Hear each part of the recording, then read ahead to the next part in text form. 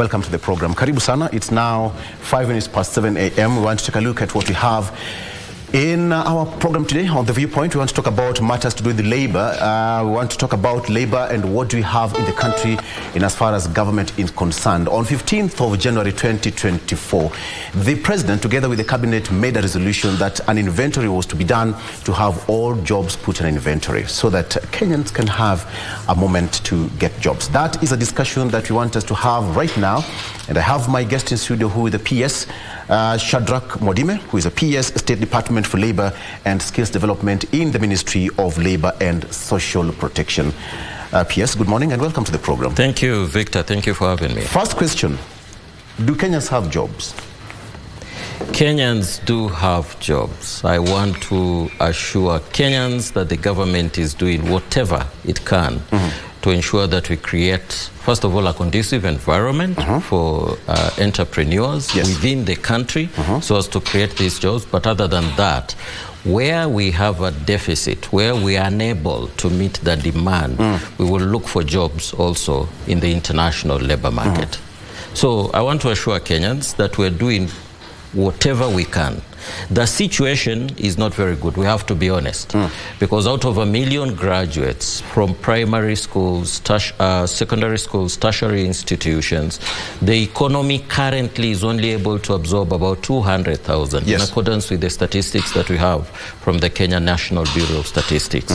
The rest end up establishing their own enterprises, self-employing, getting loans, some from even the Youth Enterprise Fund, and therefore they're in the Juakali sector. And as you well know, most of them are underemployed. They are not really utilizing the skills that they have to the maximum for their upkeep, and also to take care of their families. And therefore, this is an issue that the government has taken head on. We want to create employment opportunities, and we are going to do so owing to the strategies that we put in place. What keeps you awake at night, PS? What keeps me awake is the number of young people out there who are struggling to get employed. Victor, let's be honest. Every home in Kenya as it is currently is facing this challenge. Every home. Whoever you interact with will tell you they have a son, they have a daughter who has graduated, who is unable to secure employment. That keeps me awake at night. Let me get back to a press interview that you gave 2 days ago, and we covered that. Let me start by reading this story that according to the Kenya National Bureau of Statistics, that is 2021, the unemployment rate is 6.6%. And then the age groups of 20 to 24 and 25 to 29 continued to record the highest proportion of the unemployed at 16.3% and 9.1% respectively. Furthermore, the youth aged 20 to 24 have the highest rate of long-term unemployment, which stood at 13.5%. In addition, the percentage of youth not in employment, education, or training was recorded at 16.9%. PS, these are some staggering figures. True. What are you doing about it? As I said earlier on, we have strategies that we are putting in place as government. They are not very encouraging statistics. They are not at all in any way. And therefore, any responsible government will have to ensure that these challenges are addressed. Now, the reason why we have called for a national skills inventory is to get to know whether there is a mismatch. First of all, looking at the local economy. The print media and the electronic media has quoted a number of employers saying some of the graduates that we have do not really qualify or do not match the expectations of the entrepreneurs that we have, the industries that we have. And therefore, we have gone out deliberately then to conduct a survey, see where there is a gap, and how we can be able to reduce that gap. So we'll do an analysis, a very comprehensive analysis. And I'm happy, as of yesterday, 22,000 Kenyans had registered within the NEAMI system, the National Employment Authority Integrated Management System, you know, and more Kenyans are coming out to tell us, look, these are the skills that I have, you know, and I've been struggling for the last 5 years. I'm unable to secure employment. Where is the challenge? So it's going to be a very, very comprehensive analysis that we'll carry out. And the results that we'll come up with, we'll be able to share with educational institutions so that if there is need to review the curriculum that is in place, that should be undertaken. Let me give you an example. Go ahead. Of, you know, graduates in Canada, because I was there about 3 months ago. Most of the graduates in engineering usually undertake a postgraduate diploma in a community college to gain practical experience, you know. The graduates that we have in Kenya are geared towards management jobs, which are not available as it is currently. And therefore, the need for us to re-strategize whether we should relook at the curriculum that obtains for engineering degrees, or alternatively encourage them to go for postgraduate, you know, diplomas for about a year or so that then they can be able to qualify for some of these jobs. Because the industry does not need managers. The managers are there, you know. The industry needs workers, those who will undertake operational, you know, duties. And therefore, there is need for us to strategize to ensure that our graduates do not miss out on some of these jobs. In my immediate former station, that is Shipping and Maritime Affairs, we did strategize, now in particular with reference to engineers, to convert some of them to marine engineers, because that is where opportunities are available as it is currently. So somebody who has done mechanical engineering, for example, somebody who has done electrical engineering can go for a diploma course for 1 year. And we did this in consultation with the Jomo Kenyatta University of Agriculture and Technology. Go for 1 year and convert into a marine engineer, so that then you can be able to qualify for the jobs that are opening up as it is currently. So in essence, what I'm trying to say is this particular survey that we are carrying out is for the good of our young people, because at the end of the day, they will be able to secure employment within and also outside the country where we are looking for these employment opportunities. As you are aware, our strategy is also to get industrial jobs in the Western European countries where these opportunities are coming up. Where's the missing gap? So, as I said, the missing gap is on practical studies. That is where the missing gap is, as of now. But you see, that is an assumption that we have, which will have to be, you know, proven out of the study that we'll carry out. So it's a hypothesis, you know, and a hypothesis has to be tested. So once it is tested and it is proved to be true with the facts that we have, we will sit with educational institutions, and we're not just talking of universities. We're also talking of colleges. We're also talking of TVETs. We're also talking of village polytechnics, because we have to ensure that these young people are retooled to be able to secure employment and be able to make use of their skills to their own benefit. You were directed to carry out a comprehensive mapping of all available skills within the country. So far, what is the preliminary investigation and report that you have? So far, as I said earlier on, 22,000 Kenyans have registered, which is encouraging, owing to the fact that we launched... And is a targeted number? The targeted number will be more than 1 million. That is a worrying trend, because we have more than 1 million, which means more than 1 million Kenyans do not have formal employment.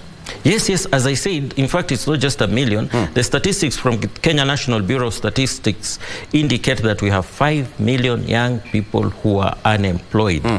The figure that I gave earlier on is an annual one. You know, the number of graduates that we produce on an annual basis. But the total figure as it is currently of those who are either underemployed, that means they are employed somewhere, but their skills are not being utilized to the maximum, and those who are not employed at all is 5 million. which is worrying. Yeah. And the government is so certain that this is going to change in the near future. This is a game changer, Victor. This is a major game changer because we are re-strategizing. Yeah. The strategies that we've had before have not been of any assistance. We need to re-strategize and ensure that we tackle this issue head-on as it is. We cannot assume it. We cannot push it under the carpet. We have to address it as it is. A majority, according to a survey, a majority of employers right now are looking for software engineers in Kenya. How are you going to make it different so that every cadre of profession gets an equal share? Because let's face it, last year we had thousands of students graduating from tertiary institutions, from colleges, mid-level colleges, universities.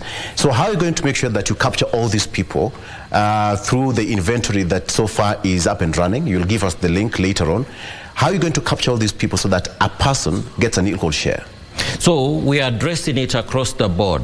We are not just limited to one particular sector alone, because all the specialization, you know, that we have in the country, all the courses that are undertaken in our universities are beneficial to the economy, you know, in general.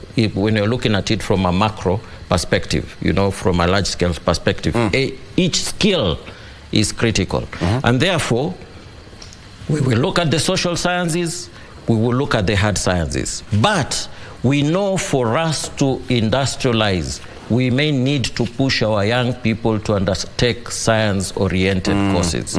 It is inevitable, you know, and therefore there will be some focus in that particular area. Because the number of graduates that we've produced in humanities also are more than the ones we've produced in hard sciences. And therefore, there's need for us to encourage our young people, right from primary school also, to realize that if our economy is going to be industrialized, if it's going to expand, if we are going to convert into a first world economy, we may need to put a lot of focus on science-related studies, because that is the only way we'll be able to exploit the resources that we have. And indeed, Africa's resource base is big, it's immense. Even our own local, you know, resource base as a country, it's big, but then we don't have the skills to be able to exploit the resources that we have.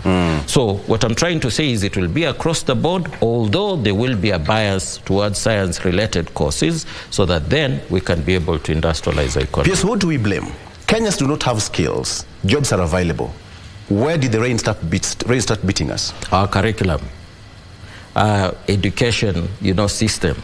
And that is the reason why when the Kenya Kwanza administration came into power, the first thing they did was to relook at our curriculum, to relook at our education system and see where there is a mismatch so that we can address it.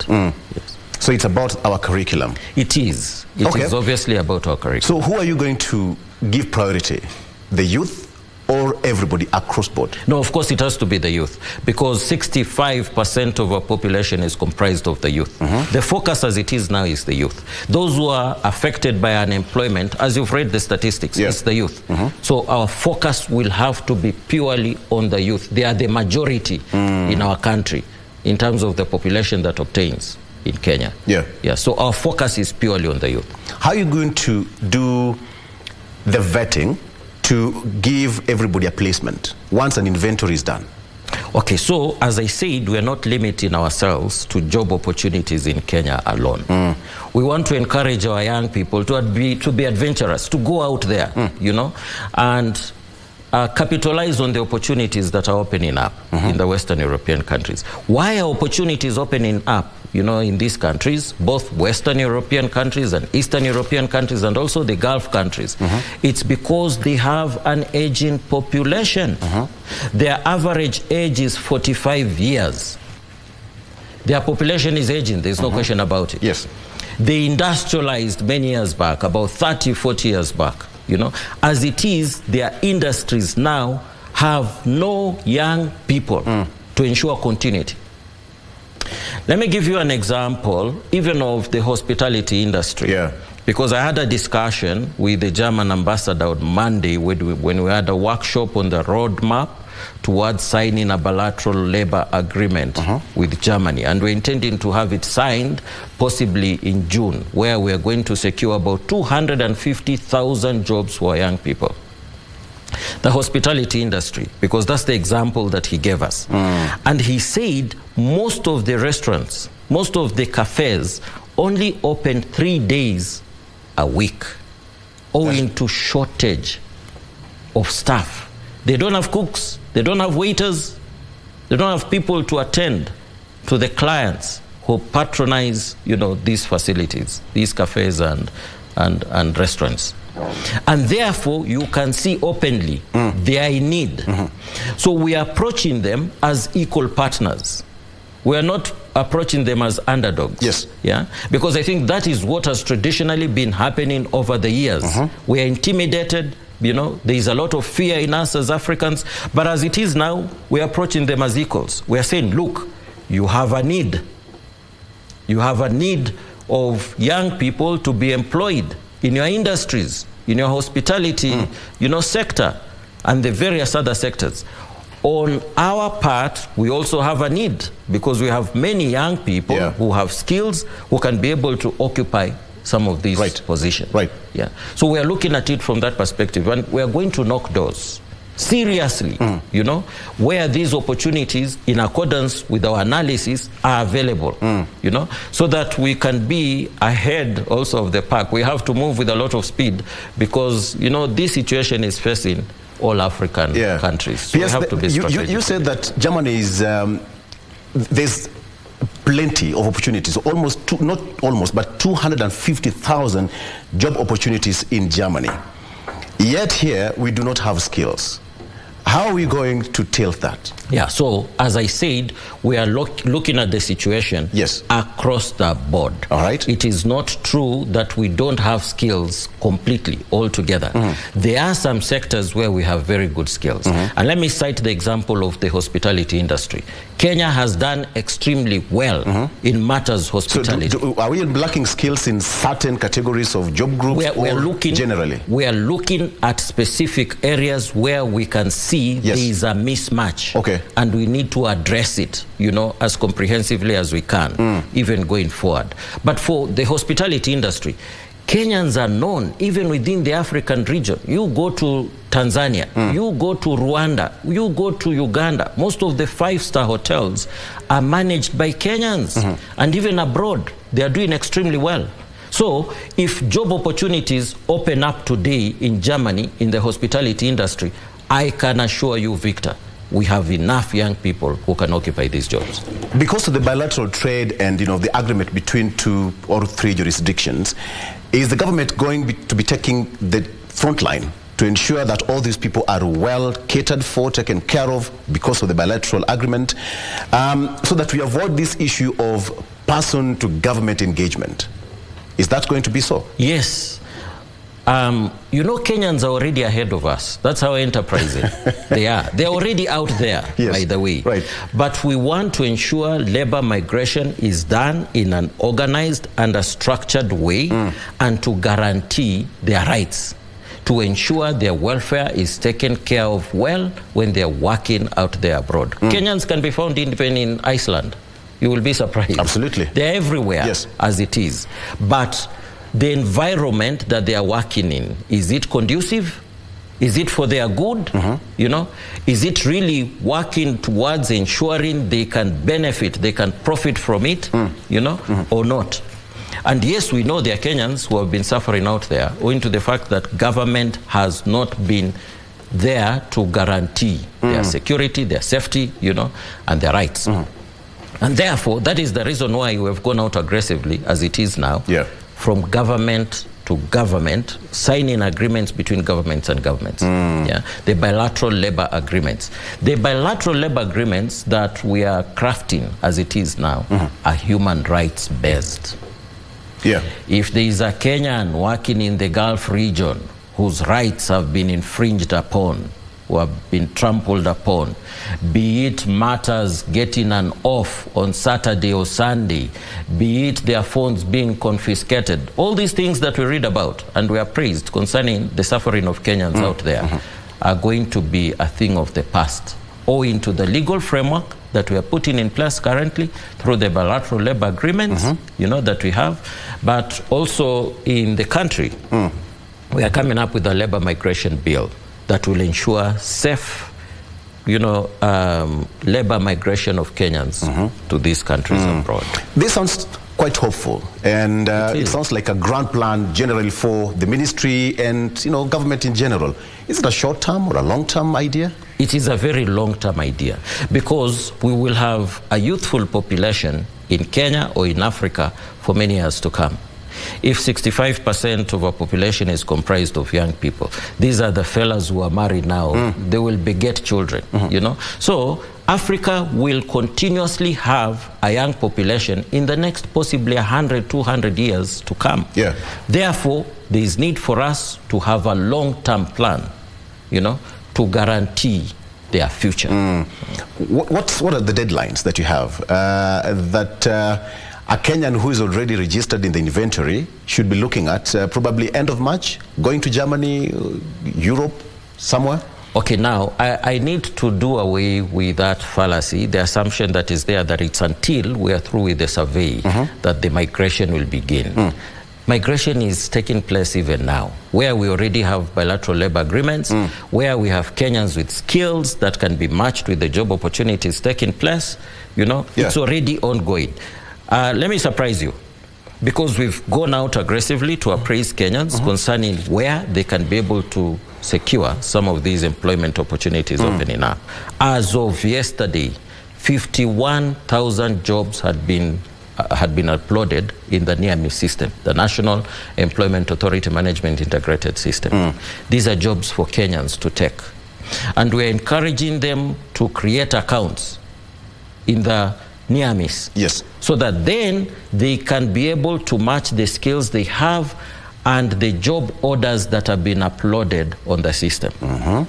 So we are not going to wait until the survey is over. The survey is basically to give us long-term strategies, the plans that we have going forward to ensure a flow of migration from now and even going forward.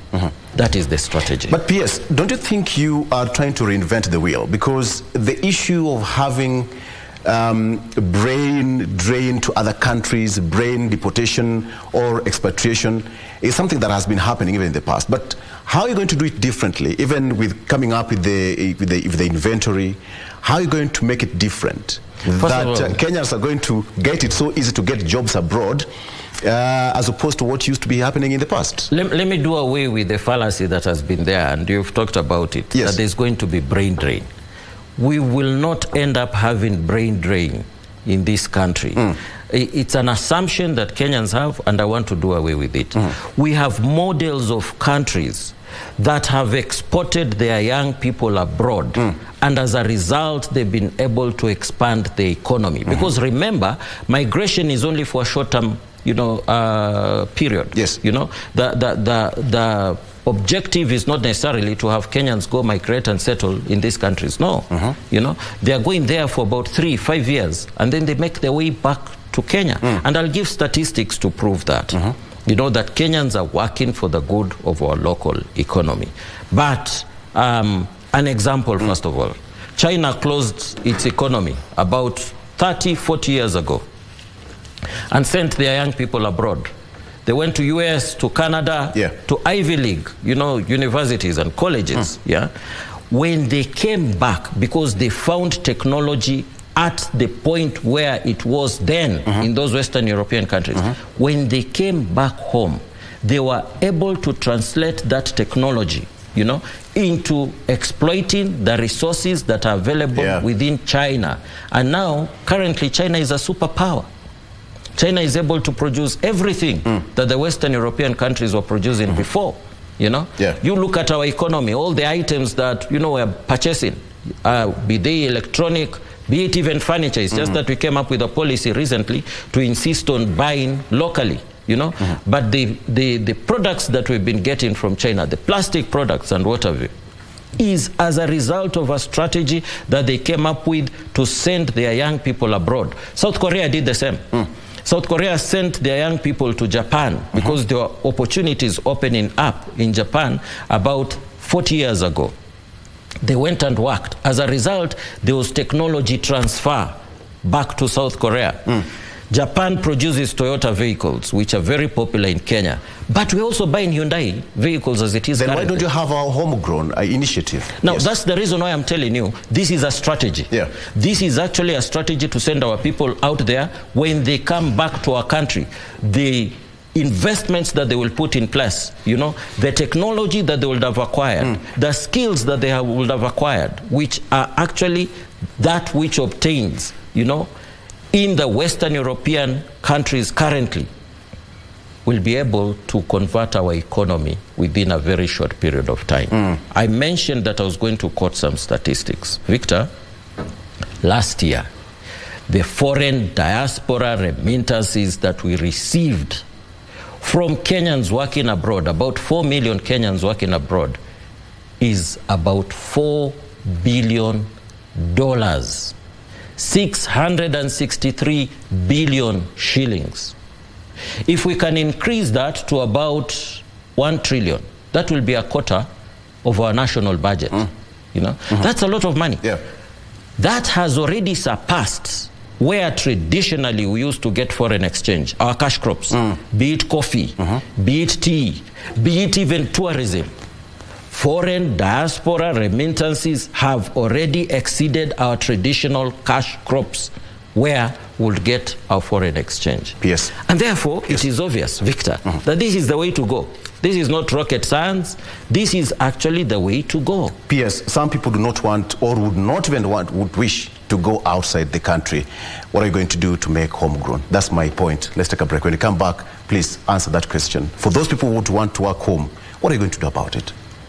Let's take a break. We're coming back shortly with PS Shadrack Mwadime. Today we're talking about delivering jobs and the opportunities that we have locally and internationally. Let's take a break. We'll be right back shortly. Stay with us. The person who is responsible for your job opportunity is here with me in studio. Shadrack Mwadime, who is a PS for Labour in the Ministry of Labour and Social Protection, answering your questions. Please talk to us on our social media handles at KBC, at Victor Oloo, and we'll be taking a look at some of your questions and responses at the tail end of this debate. I asked a question before I took a break, PS. So the government is planning to do a government-to-government, you know, bilateral trade agreement with other jurisdictions. But what about back home? What are you doing?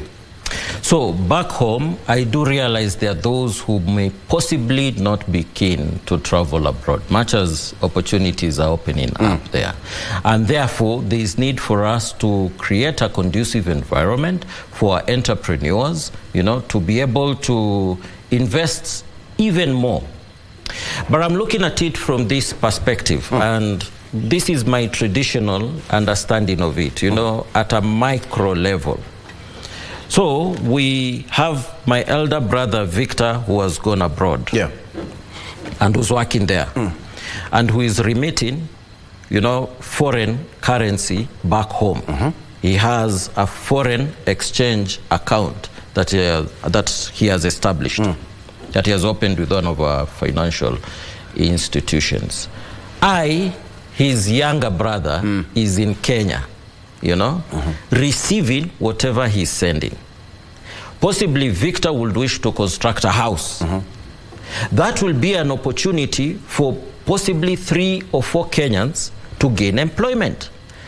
I will be the person in charge of the project, you know, that he's undertaking. So I will employ a mason, I will employ an electrician, I will employ a civil engineer to put up this house. This is just a traditional, you know, understanding of it. But I'm looking at it from a wider perspective. The investments that will be put in place by Kenyans in the diaspora, as it is, owing to the amount of money that they're sending back home. Let me give you an example. Athletics. We are known to be a superpower when it comes to athletics.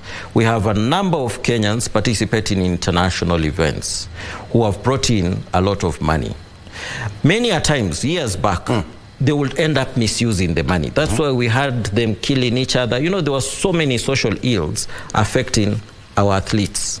But when Kenya Investment Authority came in to advise them on how they can ensure that there are huge returns on their investments, suddenly we saw a change, you know, particularly in areas where they come from. Yeah. You look at Eldoret, for example, the expansion that has taken place in the last 3 years as a result of Kenya Investment Authority coming in.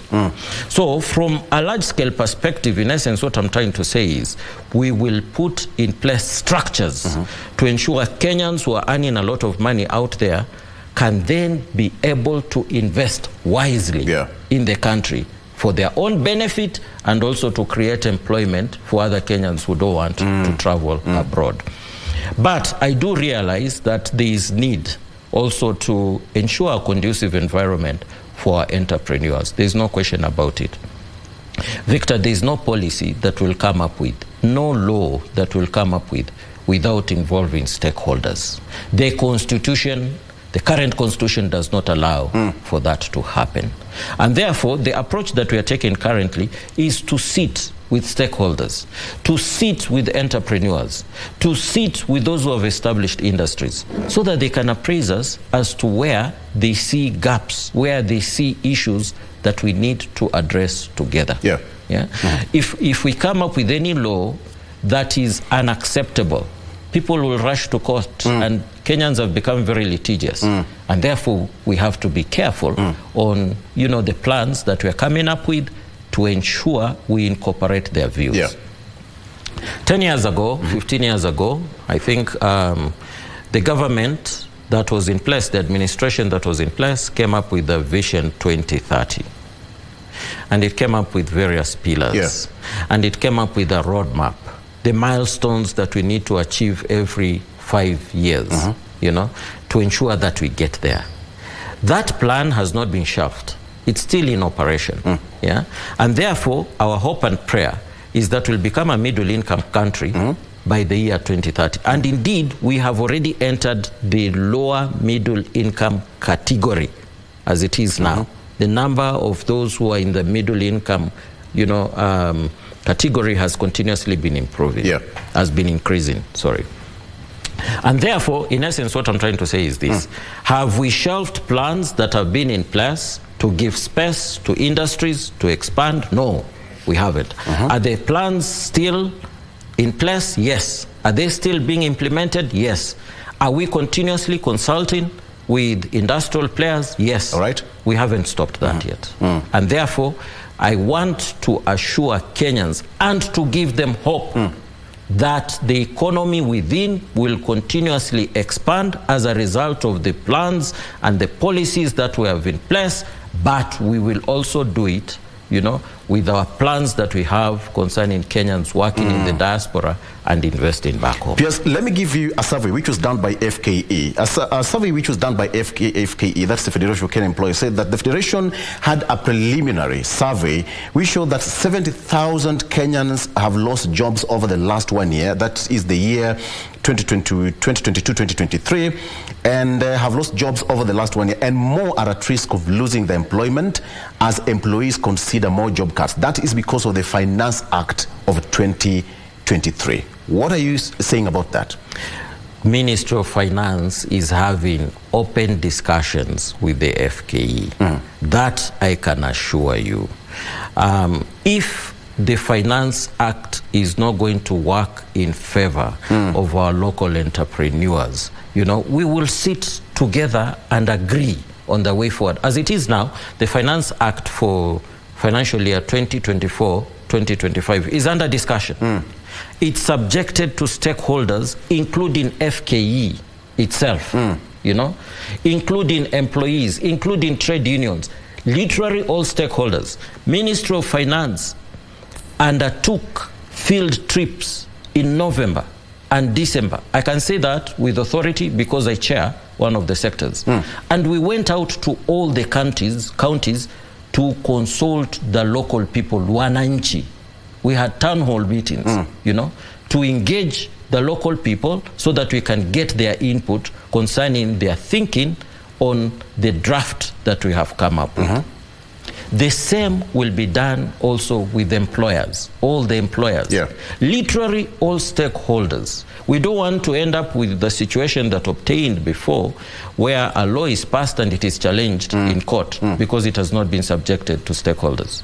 So let me assure FKE, let me assure Kenyans, let me assure everybody who matters when it comes to the finance bill, they will be consulted. They will be consulted. We are in a new devolved kind of units, counties. Is your ministry in consultation with other counties considering devolving job opportunities to different counties so that we do delocalization? If I come from Nairobi County, the county government will definitely have a plan for a number of X number of employees, available opportunities for people. If you go to Turkana County, etc., etc., are you considering that? Yes, yes, we are. First of all, for counties, that is within the legal framework that is in place. Yes. It's inevitable for them to employ, you know, other Kenyans. They cannot just insist on having the establishment from within. You know, that is in accordance with the Constitution. But for us, what we have done is we have opened offices in various counties. The current statistics is about 20 counties. We have offices established by the National Employment Authority, and there are more offices that we are going to open. The idea is this. We have jobs that we are advertising. We are going to the grassroots to meet those young people wherever they are, so that we can appraise them concerning the same, that there are job opportunities in Nairobi. Because we are not just limiting, you know, job opportunities to those that obtain abroad. No. Indeed, in accordance with the law, all employers are supposed to upload the job vacancies that they have in the near-miss. That is in accordance with the law. It's just that it has not been implemented, you know, to the full. So therefore, we are in Turkana. We are praising them concerning job opportunities that are available in Mombasa. Yes. You know? Yes. So as to create that sense of, you know, unity in Kenya. We are building a nation. We've been building a nation, and we will continue, you know, doing it for some period of time.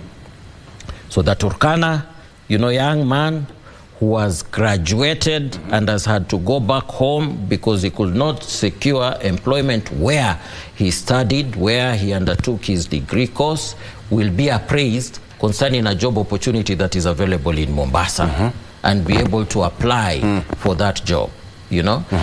Whoever is in possibly Marsabit, you know, that young lady who is there in Marsabit will be appraised concerning a job that is in Mbita, you know, in Homa Bay County, that is available for her. So when we do that, we will ensure that we build our nation, make it one, and also ensure that these job opportunities are available to Kenyans in whichever corner of the country they are. Yeah. You know, when you talk about job opportunities, a majority of Kenyans are now closing shop either because of tax, geopolitical situations we have across the globe. So how is it going to change? Because when you talk about job opportunities, many people are now closing shop, PS. This is a worrying trend. How are you going to salvage the situation and give hope to these people who already had jobs, but the high cost of, you know, doing business, high taxes of doing business, double taxation is driving them off and making them to close shops? First of all, let me do away again with that fallacy that Kenyans are the most highly taxed in the world. It is not true. There are comparative studies that have been undertaken concerning the same. Yeah, and this is, I think, a notion that has been selling for quite a number of years. It is not true. Yeah. But the reality is we can also not shoot ourselves on the foot as government. You know, government is trying to create job opportunities. Yes. Government is trying to ensure the economy expands. We cannot also be the hindrance towards that object. You know, it is not possible. And therefore, that's the reason why I said earlier on, we have to open ourselves to discussions with all stakeholders. Whoever is complaining that the tax rate is extremely high, you know, possibly in the Jua Kali sector, we'll give him a hearing We need to give him a hearing because our object is to ensure the standard of living of Kenyans improve. There is no government that can be in place that will ensure that the people suffer, you know, for whatever benefit, for whatever reason. Yeah, governments are in place to ensure they remain popular. The world over, administrations are in place to ensure they can be able to sustain power. You know, so the strategies that we are putting in place is to ensure our popularity. As a Kenya Kwanza administration, can we really shoot ourselves on the foot and do the opposite, make ourselves unpopular? You know, this cannot obtain. And therefore, what in essence I'm trying to say is this: we will continuously consult Kenyans where they see, you know, problems, where they see challenges. We are there to come up with solutions and not to be an obstacle, not to be a problem to them. We will consult. Let's bring it back home and give it some local touch. That young person out there in the village, or even in, some of them are at home right now watching the program. True. They want to get that instant solution for them to get a job. Some of them have masters, PhDs. We've seen some of them walking in the street carrying placards, do not have jobs. What do you want to tell them?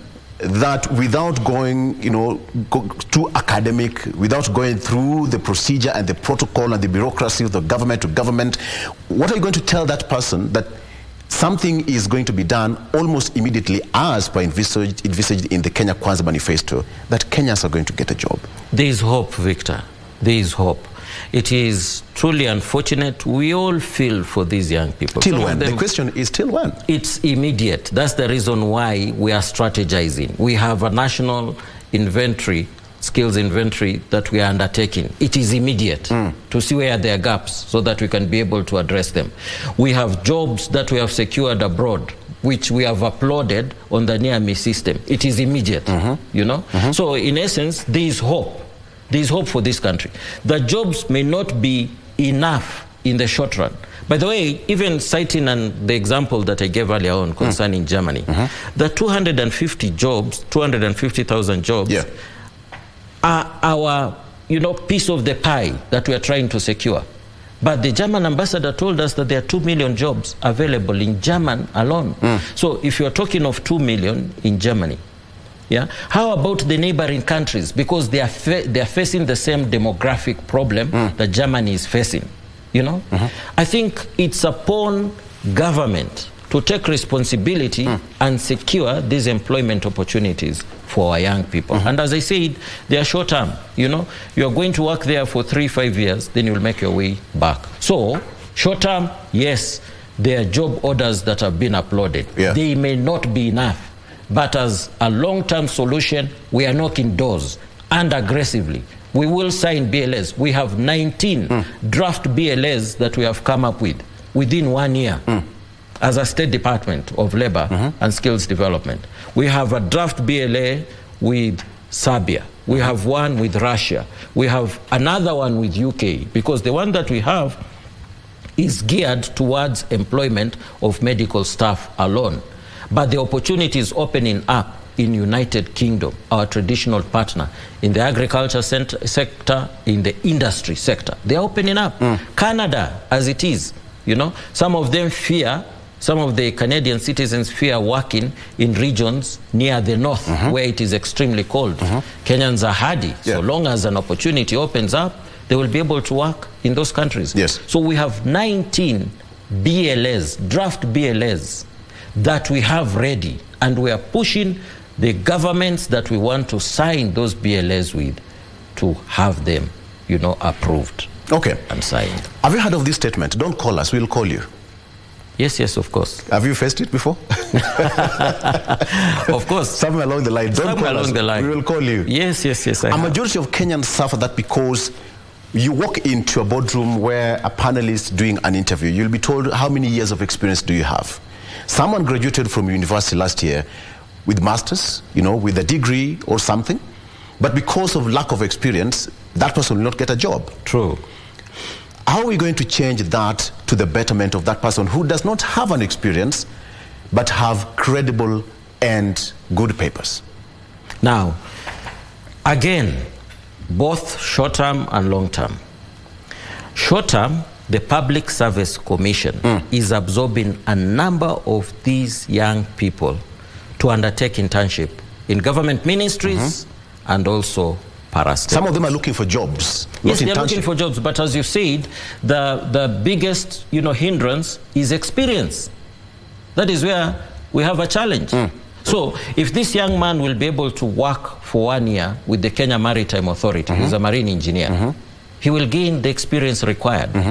We will possibly look for sea time for him, in one of the international shipping companies, so that he can be employable not only in Kenya but also abroad. That is what we are doing in the short term, and hopefully it will be able to address the problem, But in the long run, what is required is skills and experience. Where those skills are wanting, and we have undertaken a national skills inventory, and we have realized where there are gaps, we will be able to address those gaps in the long run, hopefully in the next 1 or 2 years, so that Kenyans become as employable as they can. PS, you've talked so much about abroad, national inventory, skills inventory. You talked much about, looking for jobs abroad. And BLAs are still, 19 of them are still in, somewhere waiting to be signed. But what about locally? Yes. I would like you to get me that, serious, discussion about local intervention, so that we have our own. You come from campus, you have a year also without a job, but I'm assured by the government that I'm going to get a job locally. So locally, as I said earlier on, I actually did mention, the object is to ensure we create a conducive environment for entrepreneurs. I did mention that the resource base in this country is extremely high.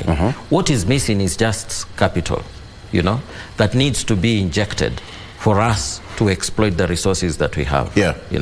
I was talking to Moi University students the other day, and they invited me for their open day, and we were looking at the resource base, the way it is, and what they can be able to do, particularly those who have undertaken science-related, courses, what they can do to be self-employed and also to be able to exploit our local resources.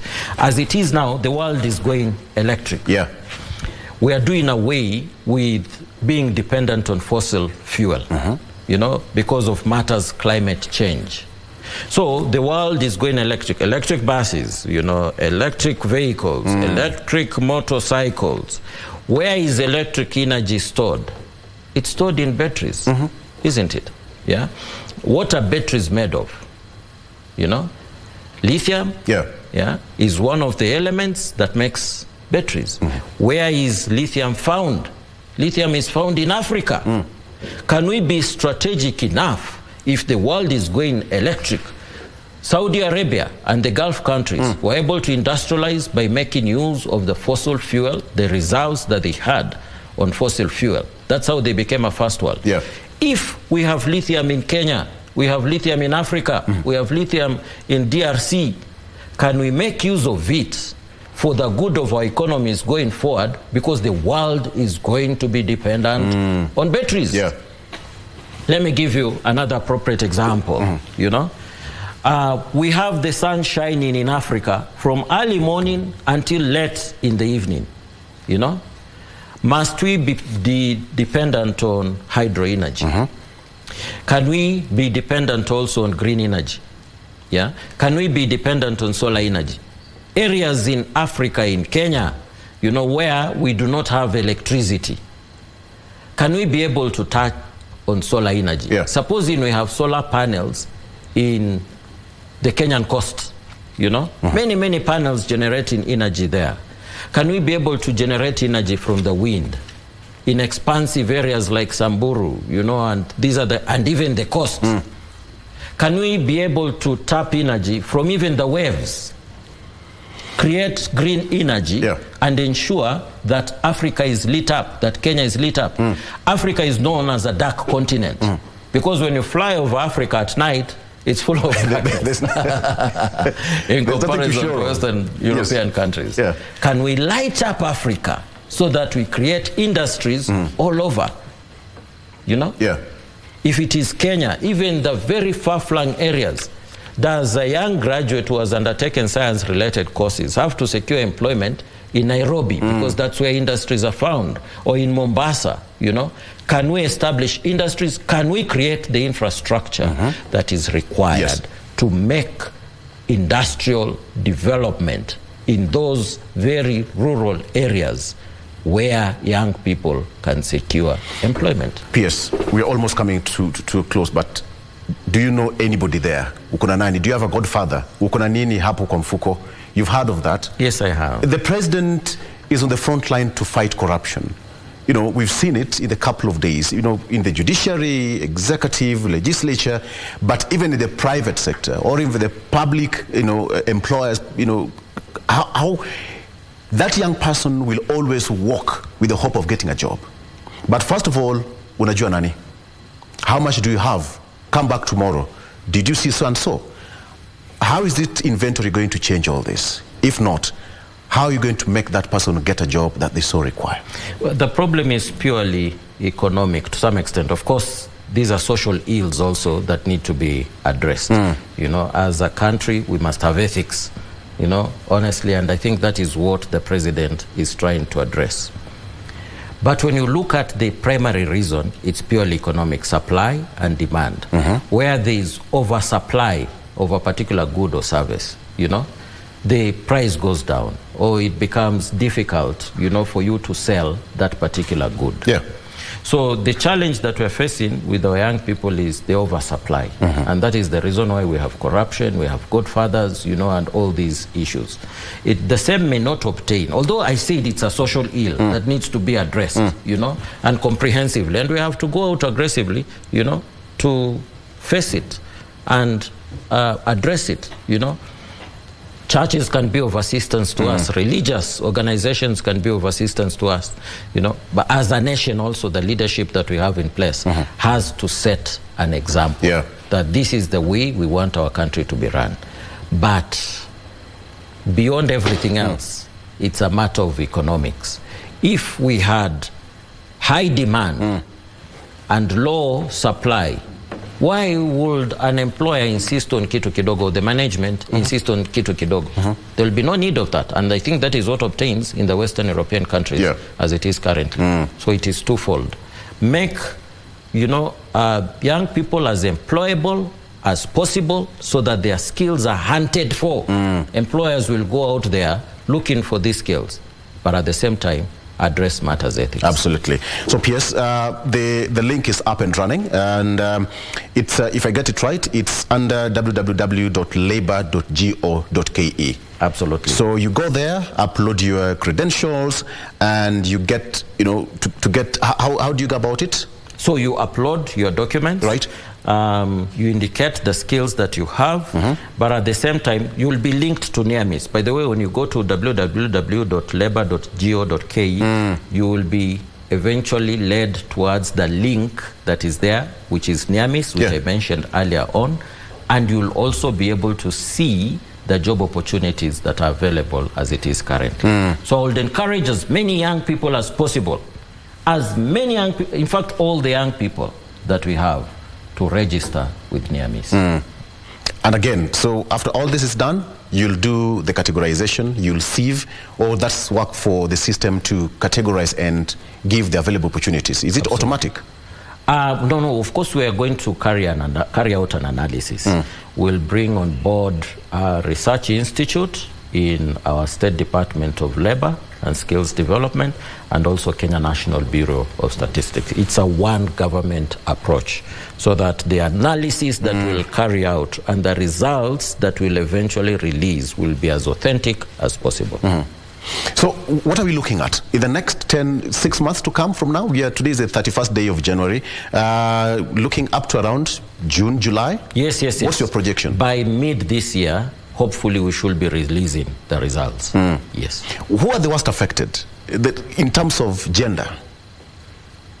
Okay, so it's the analysis that will reveal that. Yes. But obviously, as a country, we've gone out aggressively to promote our young ladies also, because over the years they have been disadvantaged.